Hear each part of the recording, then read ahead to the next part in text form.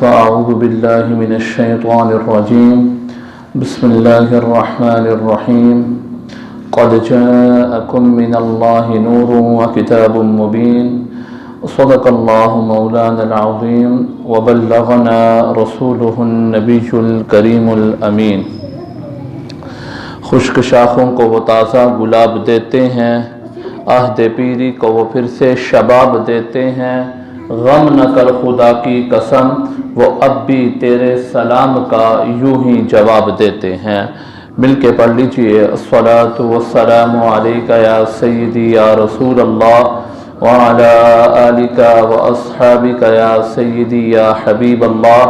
بلند آواز کے ساتھ الصلاۃ والسلام علیک یا سیدی یا حبیب اللہ وعلی آلک واصحابک یا سیدی یا نور اللہ۔ بندہ پروردگارم امت احمد نبی، دوست دار چار یارم تابع اولاد علی، مذہب حنفیہ دارم ملت حضرت خلیل، خاک پائے غوث اعظم زیر سایہ ہر ولی، صدیق عکس حسن کمال محمد است، فاروق ذل جاہ و جلال محمد است، عثمان شمع ضیاء جمال محمد است، حیدر بہار باغ خصال محمد است۔ اللہ رب العزت کی حمد و ثنا سرکار دو جہاں صلی اللہ علیہ وآلہ وسلم کی بارگاہ بے کس پناہ میں محبتوں اور عقیدتوں کے پھول نچھاور کرنے کے بعد آج ہفتہ وار درس جامع مسجد مدینہ میں انعقاد پذیر ہے۔ اللہ رب العزت سے دعا ہے، اللہ رب العزت مجھے حق بات کہنے، احباب کو حق بات سماعت کرنے اور ہم سب کو حق بات پر عمل کرنے کی توفیق عطا فرمائے۔ صحیفہ انقلاب قرآن مجید برہان رشید میں ارشاد ہوا کہ قد جاءکم من اللہ نور و کتاب مبین، تحقیق تمہارے پاس اللہ رب العزت کی طرف سے ایک نور و کتاب مبین اور ایک روشن کتاب آئی۔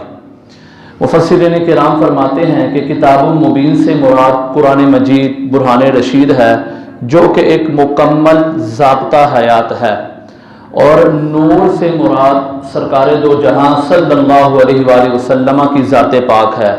بعض لوگوں نے اعتراض کیا کہ قل انما انا بشر مثلکم کی آیت کے تحت لجپال نبی مدینے کے تاجدار تو ہم جیسے ہیں، وہ ہم جیسے بشر ہیں، لیکن صحابہ کرام رضوان اللہ تعالیٰ علیہ مجمعین سے بڑھ کر سرکار کو کوئی نہیں جانتا، اور سب سے پہلے مفسر وہ جنہوں نے سب سے پہلے تفسیر لکھی حضرت عبداللہ ابن عباس رضی اللہ تعالیٰ عنہ، وہ تفسیر ابن عباس میں ارشاد فرماتے ہیں کہ امت کا اتفاق نہیں بلکہ اس بات پر اجماع ہے کہ قد جاءکم من اللہ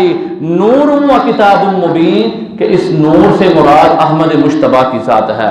بلند آواز سے کہہ دیجئے سبحان اللہ کہ سرکار صلی اللہ علیہ وآلہ وسلم نور ہیں۔ سرکار صلی اللہ علیہ وآلہ وسلم کی گستاخی کرنے والا جہنمی ہے، خبیث ہے، لعین ہے اور کمینہ